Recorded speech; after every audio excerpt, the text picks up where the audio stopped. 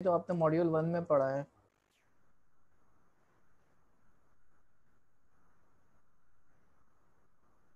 अच्छा, मैं दोबारा से एक्सप्लेन कर दे रहा हूँ। आपने नमपा इंपोर्ट किया और आपने जो है दो सैंपल्स हैं आपके पास।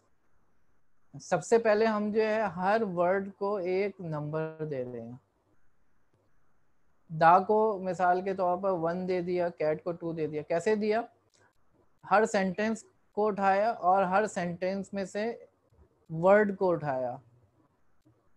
अब अगर वो वर्ड हमारी डिक्शनरी में मौजूद नहीं है पहले से, हम एक डिक्शनरी बनाएंगे जिसमें वर्ड उठा उठा के डालते रहेंगे।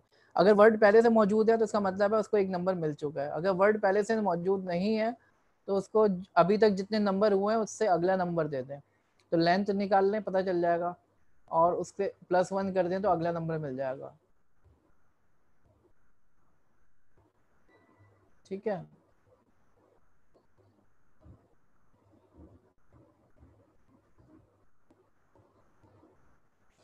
इस तरीके से हमने जो है हर वर्ड को एक नंबर दे दिया।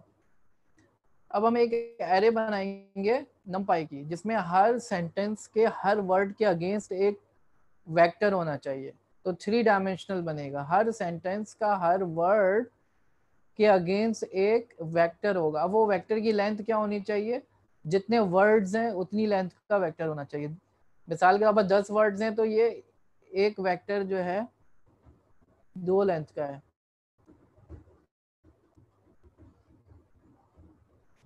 तो एक एरे बनाया जिसमें सबसे पहले हर सेंटेंस का हर वर्ड, मैक्सिमम लेंथ हमने 10 रखी है तो 10 वर्ड्स लेंगे और हर वर्ड के अगेंस्ट 10 लेंथ का वेक्टर होगा। हमने लूप लगाया, हर सेंटेंस को उठाया, सेंटेंस के साथ उसकी आई में जो है पोजीशन भी मिल रही होगी, इंडेक्स।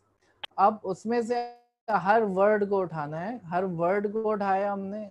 अच्छा, हम हर वर्ड को नहीं उठाएंगे, हम जो है मैक्सिमम लेंथ वर्ड्स को उठाना चाहेंगे। ठीक है जनाब।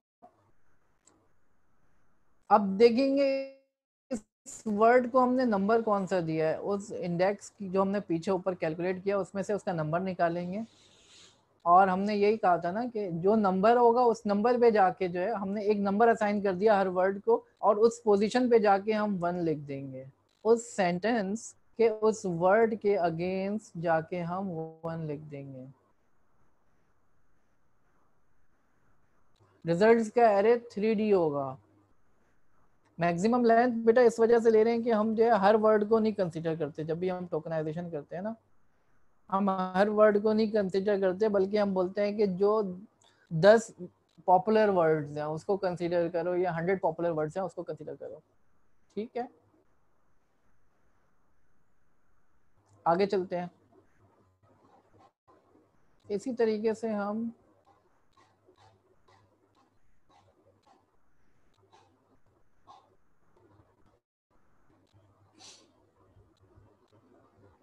कैरेक्टर लेवल पे भी कर सकते हैं।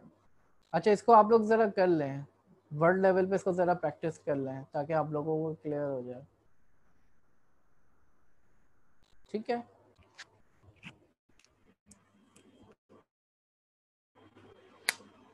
मैंने मैंने इसको खोला हुआ है, आप लोग देख के कर लें इसको।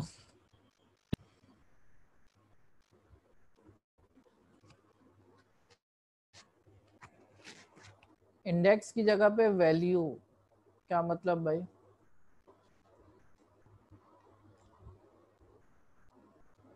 ये जो टोकन है, हमने वर्ड को वैल्यू दी है ना, वही वैल्यू तो निकाल के इंडेक्स में डाली है, वही इंडेक्स हम पास कर रहे हैं यहाँ पे।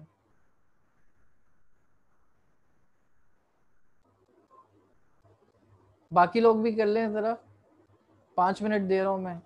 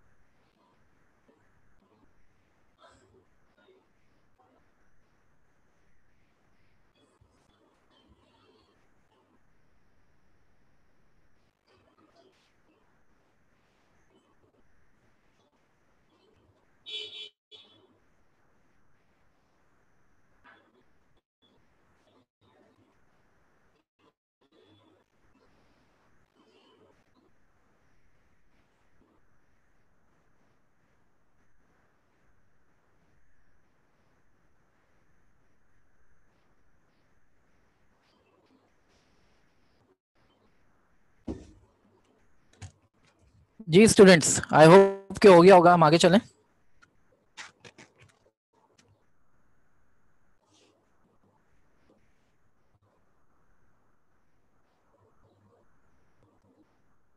अच्छा, result is equal to np zeros. देखो, नमपाई की एक एरे बनानी है हमने, और इस एरे में ये 3 डायमेंशनल एरे होगी। पहली डायमेंशन इसकी रिप्रेजेंट करी होगी कौन से सेंटेंस की बात हो रही है। 2 सेंटेंस है तो 2 लेंथ होनी चाहिए इसकी। लेंथ ऑफ सैंपल्स निकाल लें, यहाँ पे 2 भी लिख सकते थे।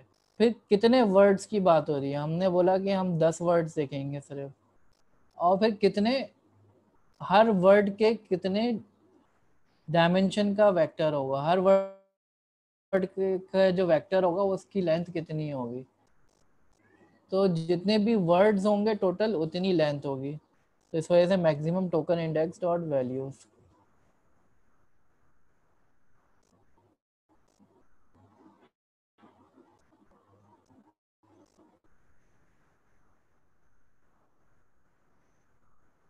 होमवर्क डॉट जो है वो एक ही वर्ड बन रहा है अभी, ठीक है। अभी हम सेपरेट नहीं कर रहे हैं, बाद में करेंगे। टोकनाइजेशन की वो एडवांस टेक्निक है, अभी ना जाएं उसके ऊपर।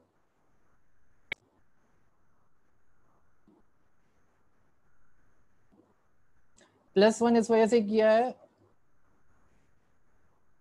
क्योंकि हम 1 से स्टार्ट कर रहे हैं, 0 से स्टार्ट नहीं कर रहे हैं।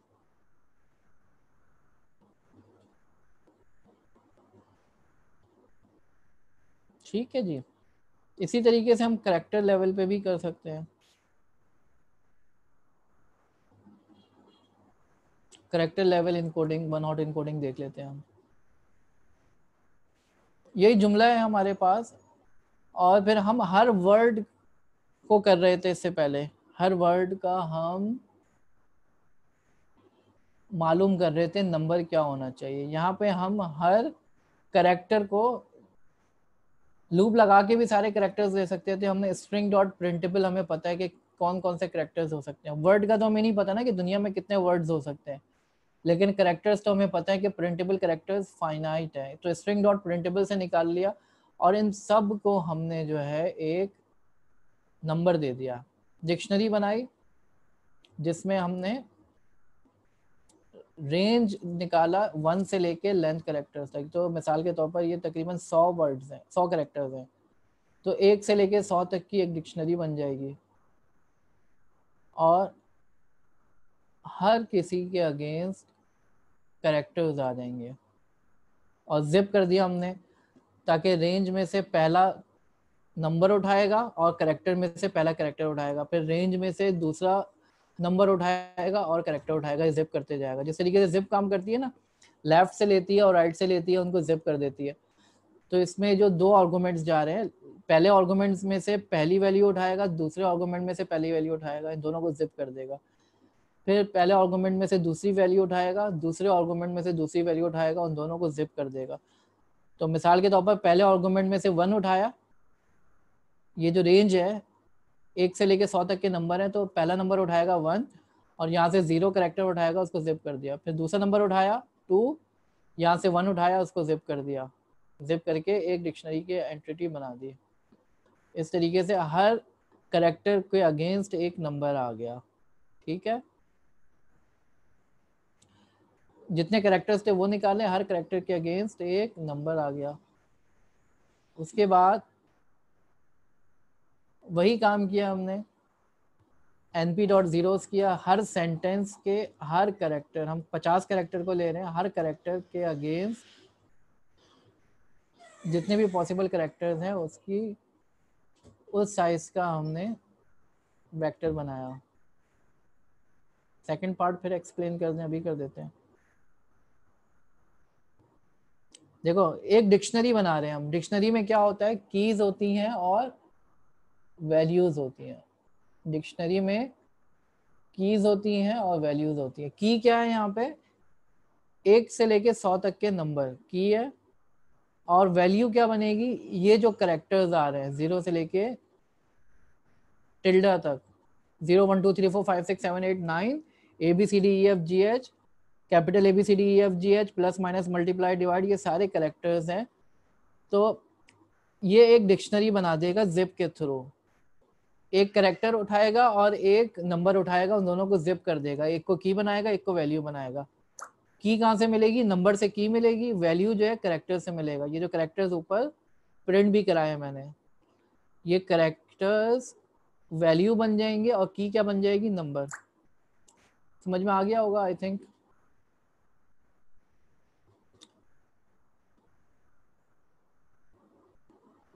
ठीक है, अब वैसे ही जैसे हमने पहले किया था कि हर सेंटेंस के हर कैरेक्टर को हमने एक वेक्टर से इनकोड किया है। तो ये हमने जो टोकन इंडेक्स बनाया है, वहां पे भी वर्ड इंडेक्स बनाया था, यहाँ पे भी वर्ड, यहाँ पे कैरेक्टर इंडेक्स बनाया, टोकन इंडेक्स ही नाम दिया उसको, +1 किया हमने। तो हर सेंटेंस को उठाया, उसके हर कैरेक्टर को उठाया, उसके इंडेक्स निकाला, ऊपर जो हमने इंडेक्स बिल्ड किया है, और उस पोजीशन पे जाके 1 लिख दिया, और इसको प्रिंट करा सकते हैं।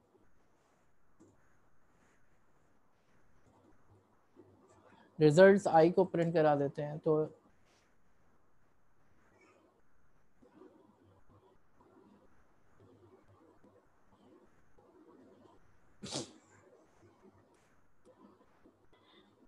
ठीक है जनाब।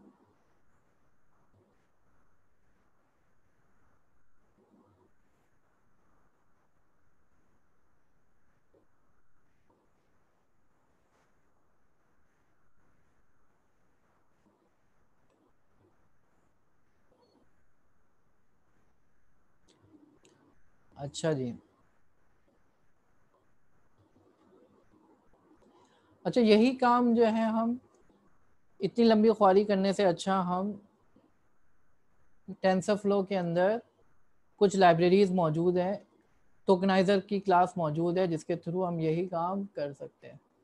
तो ज़रा टेंसरफ्लो पे कैसे करते हैं one hot encoding word level पे, इसको देख लेते हैं। अच्छा, बुक के अंदर कीराज यूज़ किया हुआ है, हम टेंसरफ्लो डॉट कीराज इस्तेमाल कर रहे हैं। ठीक है जी।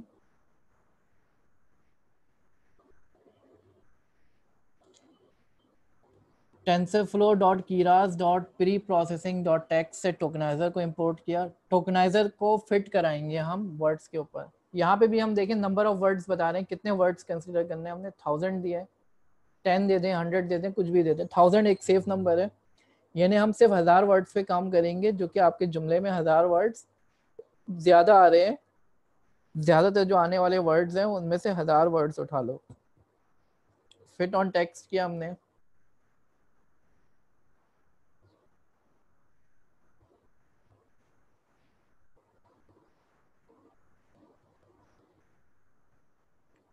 हाँ, कोलैब पे करेंगे तो टेंसरफ्लो नहीं, क्योंकि वहाँ पे कीरास भी अलग से पड़ा हुआ है। फिट ऑन टेक्स्ट किया आपने, ठीक है।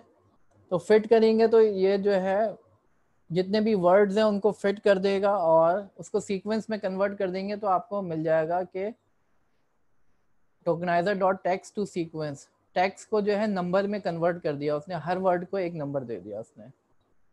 और टेक्स्ट डू मैट्रिक्स करेंगे तो मैट्रिक्स में भी कन्वर्ट कर देगा। ठीक है, और फिर वन हॉट इनकोडिंग हम कर देंगे।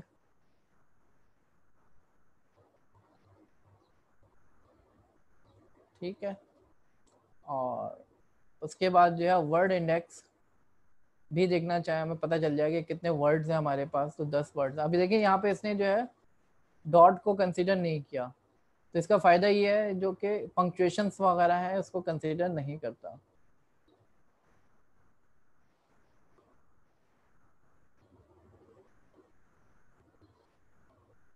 टोकनाइजर टोकन्स बनाएगा, उसको फिट करने के बाद वो आपको वन हॉट इनकोडिंग भी खुद ही करके दे देगा। आप फिट टेक्स्ट करें और फिर टेक्स्ट टू सीक्वेंस करें और फिर टेक्स्ट टू मैट्रिक्स कर दें, तो आपको जो है वो वन हॉट इनकोडिंग करके दे देगा।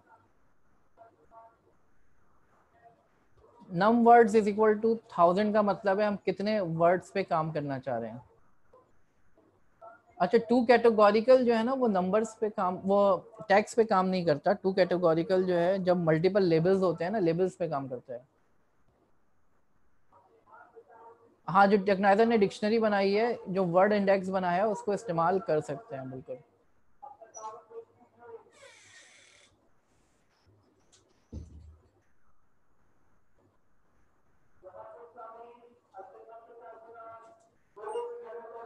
व्यू भी कर सकते हैं, बिल्कुल इंडेक्स देख सकते हैं, सारी चीज़ें कर सकते हैं। वर्ड इंडेक्स को प्रिंट करा देते हैं।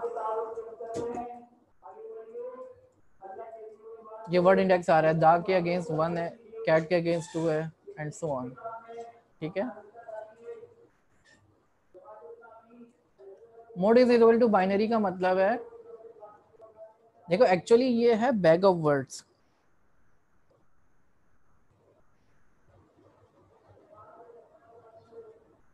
एनएलटीके से भी कर सकते हैं, मैं बाइनरी को एक्सप्लेन कर रहा था। बाइनरी जो है 0 1 आ रहा है ना, अब हम यूं भी कर सकते थे कि इस जुमले में दा जो है 2 बार आ रहा है, इस जुमले में दा 2 बार आ रहा है, तो दा की जगह पे 1 लिखने के बजाय 2 लिख देते हैं ताकि पता चलता। बाइनरी में किया हमने, अगर बाइनरी में नहीं करते तो 2 आ रहा होता। बैग ऑफ वर्ड्स में आप काउंट भी लिख सकते हैं। 0 1 का मतलब है कि इस जुमले में ये वर्ड आ रहा है या नहीं आ रहा, सिर्फ ये पता चल रहा है 0 1 से। लेकिन अगर आप वहां पे कोई नंबर लिख दो, 5 लिख दो, तो इसका मतलब है इस जुमले में ये वर्ड 5 दफा आ रहा है। हर वर्ड की एक पोजीशन है, और उस पोजीशन पे आप ये भी लिख सकते हो कि ये वर्ड जुमले का पार्ट है या नहीं है, या आप ये भी लिख सकते हो कि ये जुमला जो है इसमें ये वर्ड कितनी बार आ रहा है, आप ये भी कर सकते हो। ठीक है,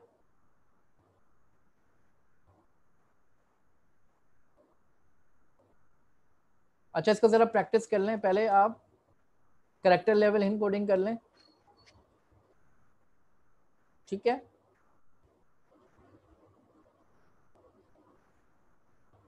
बुक के अंदर भी मौजूद है, इसको कर लें प्रैक्टिस।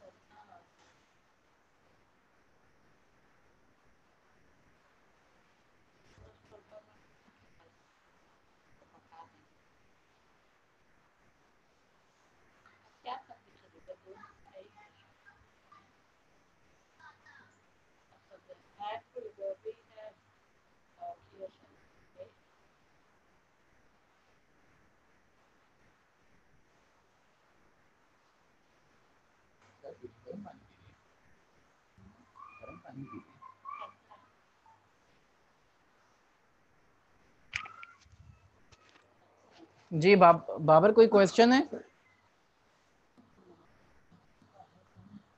जी बाबर टोकनाइजर बोले। सर शो करा दें जी सर। जी सर, सर वो केरास का टोकनाइजर शो करा देगा। अच्छा, वो वाला कर रहे हैं, ठीक है। जी।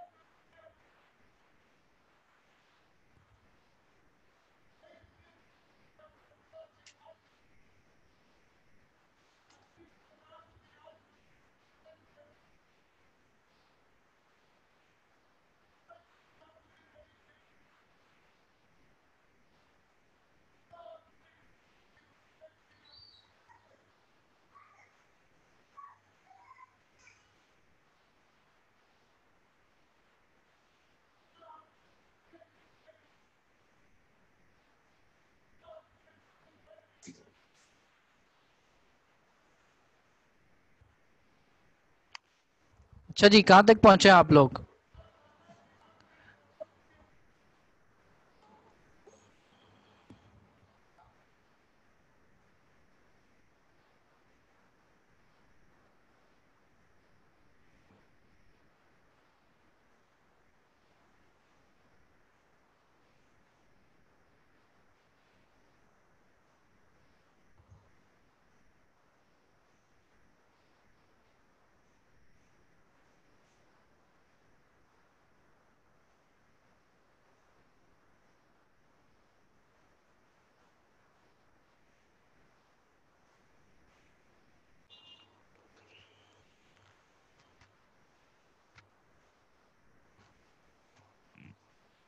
अच्छा, इसका रिजल्ट जो है ना 2D वेक्टर में आ रहा है।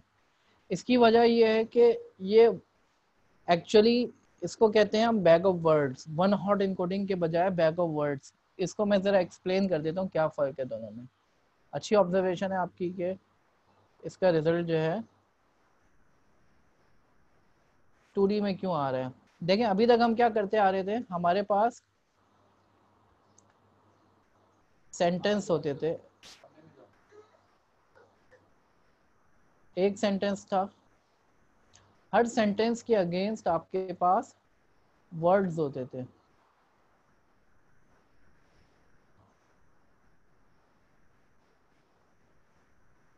वर्ड 1, वर्ड 2, ठीक है।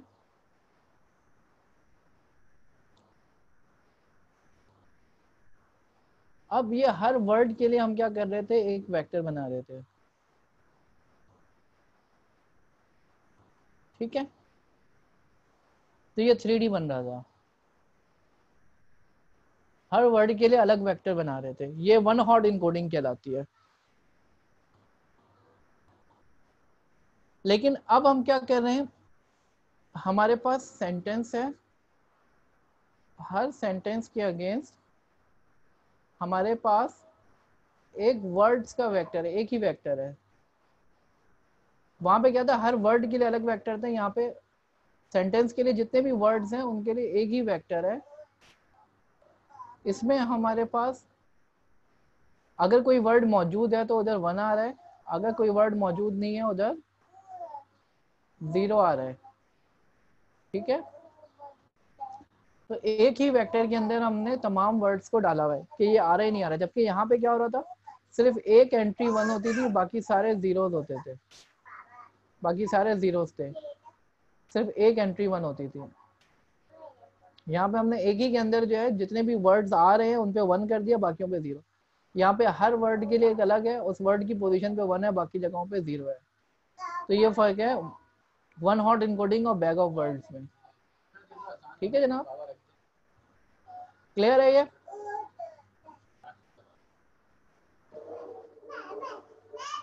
अच्छा, 5 मिनट रुकते हैं, जरा अजान हो जाए, अजान हो रही है यहाँ पे, तो वेट करते हैं जरा।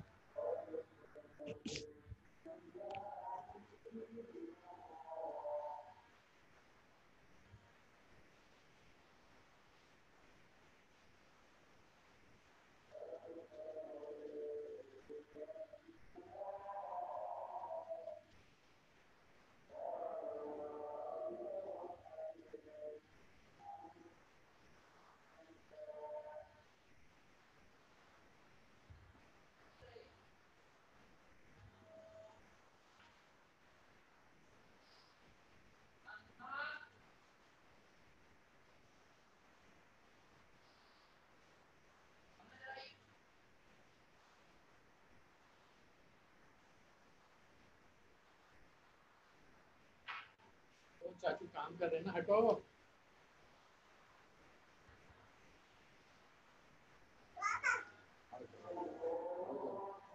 यहाँ से आओ।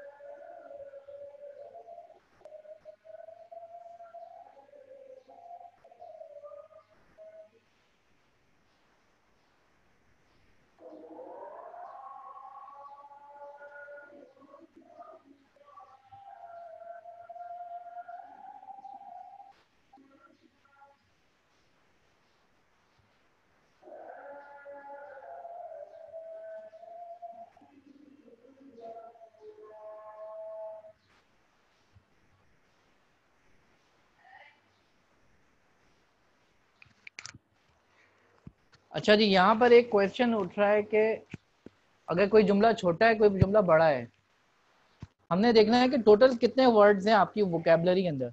मिसाल के तौर पर आपकी वोकेबलरी के अंदर 100 वर्ड्स हैं, तो हर सेंटेंस को आप 100 कैरेक्टर से ज्यादा कंसीडर करेंगे, ठीक है। 100 कैरेक्टर्स का कंसीडर करेंगे हर सेंटेंस को।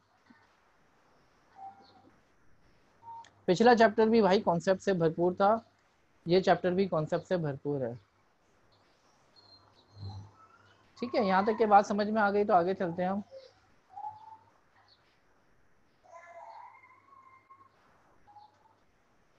थोड़ी सी थ्योरी पढ़ते हैं हम।